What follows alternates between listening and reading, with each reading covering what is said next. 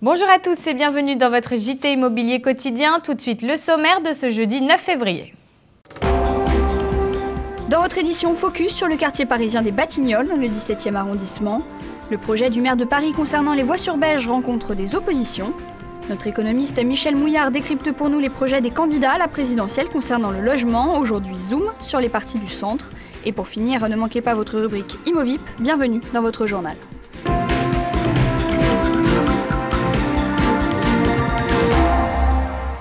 Et on commence ce journal avec notre saga découverte de quartier à Paris. Aujourd'hui, nous partons dans le quartier des Batignolles, dans le 17e arrondissement. Et c'est Thomas Bonnet qui nous emmène. En descendant à la station Rome, vous voilà directement dans le quartier des Batignolles. Situé dans le 17e arrondissement de Paris, il couvre une surface de plus d'1 km². Et le quartier est surtout un ancien village totalement indépendant, un aspect que l'on retrouve encore aujourd'hui. Donc c'est un quartier effectivement qui a un esprit village. C'est dû à sa configuration d'artère principale avec des petites rues qui se recoupent et une église au bout. Et c'est ce qui fait l'aspect convivial du quartier. Le quartier regorge d'artistes et d'artisans, mais aussi d'espaces verts. Les parcs sont nombreux et attirent toujours plus de monde. Se détendre en plein Paris, c'est possible. Certains endroits offrent même une sensation de dépaysement. Les gens qui habitent ici ont moins la pression que le Parisien qui habite dans les quartiers historiques. Ils ont l'impression d'être un peu en province. Il y a un rythme qui se... Je ne sais pas, ça doit être dû au lieu. Et les gens vivent un peu plus lentement ici. Un peu plus lentement et pourtant le quartier connaît un très fort dynamisme. Il doit être le village olympique de la candidature parisienne à l'organisation des JO. Malgré l'échec, de nombreux chantiers ont été lancés. 3400 logements devraient être construits ainsi que de nombreux commerces. Enfin, la ligne 14 du métro devrait prochainement traverser le quartier.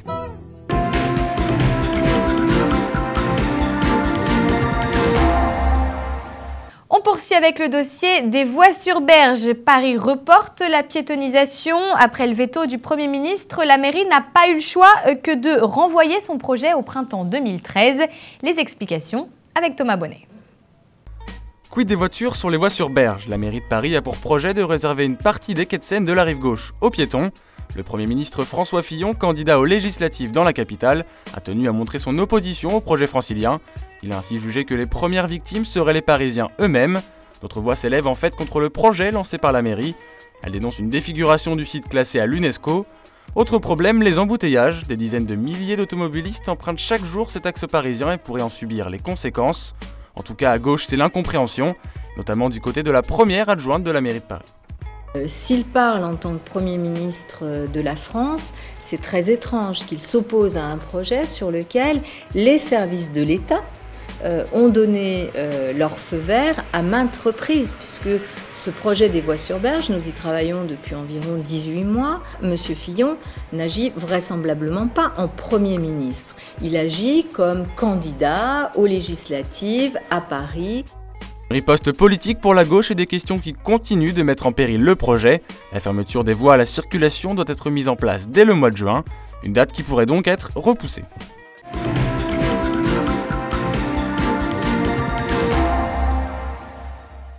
Allez, toute cette semaine, puisque vous nous avez suivis, vous savez que nous parlons du logement au cœur de l'actualité et bien évidemment des campagnes des candidats à la présidentielle. Et pour en parler aujourd'hui, j'ai le plaisir d'avoir sur notre plateau notre économiste qui est là depuis le début de la semaine. C'est un plaisir de l'avoir à nos côtés.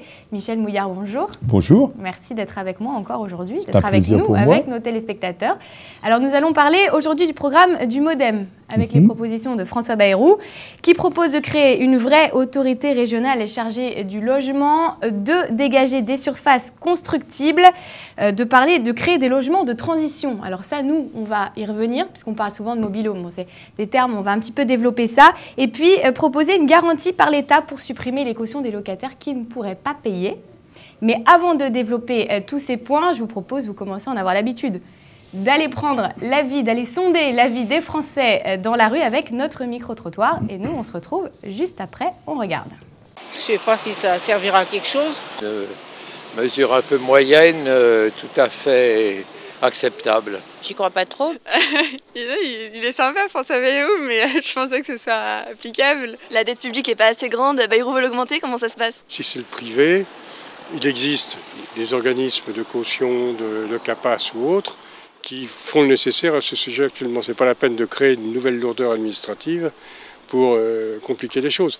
Alors Michel, vous avez entendu l'avis, l'opinion des Français que nous avons sondés. Alors, qu'est-ce que vous en pensez, vous, de toutes ces propositions? Moi, je trouve que les interventions sont bien parce que ça montre qu'il y a quand même une grande diversité dans l'appréhension que les uns et les autres peuvent avoir de cette question complexe. Quelle est, vous, la mesure phare que vous ressortez, que vous retenez de ces propositions? Alors là, dans les propositions que vous avez rappelées, l'autorité régionale est importante. Elle est importante parce que il y a des moments où il faut coordonner les actions. Coordonner les actions, ça signifie qu'il y a des moyens d'intervention, il doit y avoir des objectifs, il doit y avoir des contraintes qui sont mises éventuellement sur tel acteur ou telle autre catégorie d'acteurs. Il faut bien qu'il y ait un consensus, qui émerge au sein des acteurs du logement sur un territoire donné. Alors aujourd'hui, il y a une structure qui existe au niveau national, c'est le Conseil national de l'habitat. Il y a des conseils régionaux de l'habitat qui existent déjà. Ça signifie donc qu'il faut certainement renforcer les moyens, les outils dont ils disposent. Sans aucun doute peut-être. Surtout, je crois, ce dont on a besoin, c'est d'une information qui permette d'apprécier de manière sereine ce que sont les situations sur les territoires. Et on l'a bien vu dans les jours précédents, il n'est pas toujours évident que les informations dont on a besoin soient disponibles quand on en a besoin. Et pour agir, il faut bien connaître. Et pour agir, il faut savoir. Voilà, tout à fait. Donc, de ce point de vue-là, je pense que c'est une idée qui doit être regardée avec intérêt. Maintenant, souvenons-nous de toute façon que déjà aujourd'hui, l'État a mis en place, dans ses ministères, et notamment dans les directions du ministère du Logement, les directions compétentes, a commencé à mettre en place les outils qui sont les outils de connaissance, d'intervention au niveau local. Maintenant, ça signifie aussi qu'il faut des moyens pour cela. Comme toujours. Eh oui, bien sûr, il faut des moyens, et ces moyens, ils sont humains, bien sûr. Et on ne peut pas simplement se contenter de reprendre des morceaux de services qui existent déjà à tel endroit. On a un exemple de cela, qui est quand même un exemple dont on paye le prix fort. Ça a été la réforme du système statistique concernant les permis de construire en France, avec la fusion, qui est la fusion des DDE et puis des directions de l'urbanisme. On a beaucoup d'incertitudes aujourd'hui sur ce que sont on va dire, les statistiques de construction telles qu'elles sont livrées chaque mois, chaque trimestre, parce qu'on ne comprend pas toujours très bien. C'est clair que derrière des projets, il y a aussi nécessité d'avoir des moyens, il y a nécessité de restructurer des services. Ce sont donc des réformes qui sont très profondes. Justement, vous parlez de créer une vraie haute autorité et de la constructibilité. Est-ce que vous pensez qu'un des points forts du MODEM, c'est justement de créer cette autorité-là et de la mettre en perspective avec les besoins de construction, puisque François Bayrou propose de dégager des surfaces constructibles. Donc, est-ce que là, on peut dire que vraiment, ils vont savoir où cibler pour dégager de l'espace pour créer du logement? A priori, c'est au niveau territorial qu'on connaît les besoins, entre guillemets, si tant est que les outils soient là pour permettre de le faire. Mais ce que je voulais dire aussi, c'est que l'échelle régionale est vaste tout de même. Une région, c'est pas un territoire uniforme et homogène. Et donc on voit qu'au fil des années se sont développés, et les pouvoirs publics, encore une fois, quelles que soient les majorités, ont incité à cela, on a vu se développer des regroupements de communes, des communautés de communes. On voit aujourd'hui que les projets métropolitains, comme on dit, sont de plus en plus nombreux. Là sont les espaces probablement de cohérence. Alors si l'instance régionale a pour objectif de mettre à disposition de ces territoires les éléments de connaissance permettant de, c'est parfait, mais bien souvent, ces éléments existent déjà sur ces territoires. Donc il y a là certainement à préciser, à affiner le sens de la proposition pour ne pas faire double usage, pour éviter donc de reconstruire quelque chose qui existe déjà en partie et qui ne remplira peut-être pas forcément la fonction. Je vous prends un exemple que je connais très bien. Il est clair que sur la région Bretagne, si on a un conseil régional de cette nature, il faudrait aussi que ce conseil régional se déplace et aille au fin fond de la Bretagne, dans le pays de Brest. Voilà. Or, ça signifie que si on ne connaît pas de manière claire, précise, et si on n'a pas vu sur le terrain ce qui s'y passe, on aura du mal peut-être aussi à prendre généralement les bonnes décisions. Sauf si les personnes qui y sont, elles-mêmes apportent, mais dans ces cas-là, on fait peut-être les économies de temps et de transport en créant des... Mais ça signifie que dans ces cas-là, il faut faire confiance aux acteurs. Et mais ça, c'est important. La question de la décentralisation, c'est une question de confiance. C'est-à-dire qu'en fait, il faut qu'il y ait certainement une réflexion sur ce qu'est le maillage territorial et les niveaux auxquels, véritablement, les questions du logement, en général, sont abordées en dotant ces lieux des moyens et des compétences nécessaires pour le faire. Juste un mot sur les logements de transition. On a entendu mobil-home, on sait que c'est un terme qui fait un petit peu sourire. Ça veut dire qu'on va faire vivre des gens dans des préfabriqués. C'est pourtant une solution qui avait déjà été envisagée, qui n'avait pas forcément été un succès. Qu'est-ce qu'on entend exactement par logement de transition dans ce programme-là? Je crois que quand on regarde ce que les uns et les autres disent et font, ils sont préoccupés par une question qui est celle de l'urgence. On voit bien que les situations finissent par atteindre des degrés d'urgence tels que... Ça, c'est une situation d'urgence, le logement de transition? En général, la question du logement aujourd'hui est une question d'urgence pour beaucoup. Et donc, il y a nécessité de trouver certainement des réponses qui sont des réponses dans l'immédiat. Dans l'immédiat. Ça ne signifie pas que ces réponses dans l'immédiat doivent devenir durables.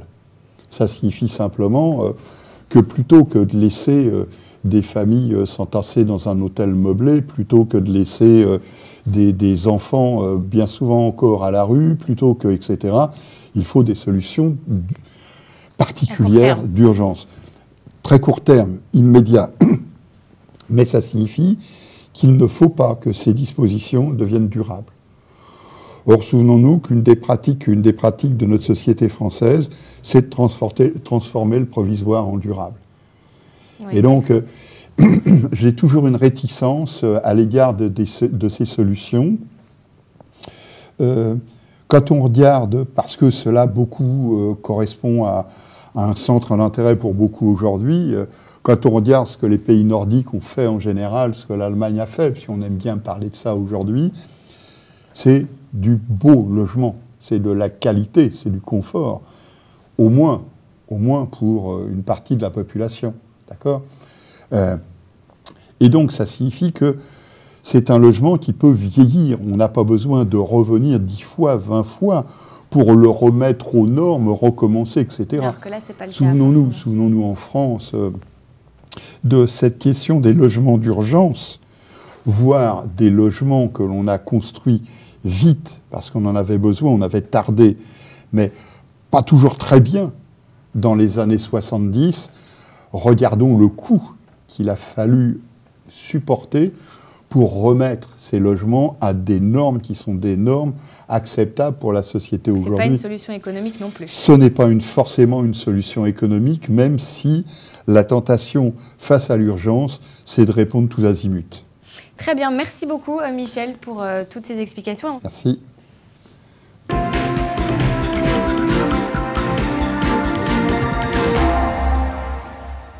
Allez, avant de se quitter, toutes les célébrités et bien évidemment l'immobilier, eh bien c'est tout de suite dans votre rubrique ImoVip.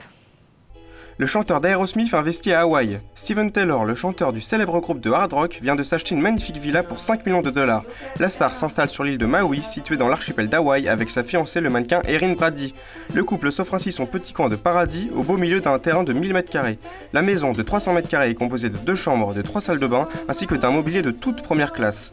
La demeure donne directement sur l'océan et est dotée d'une piscine d'eau saline, rejoignant directement l'eau de mer, ainsi que d'un aquarium géant du sol au plafond.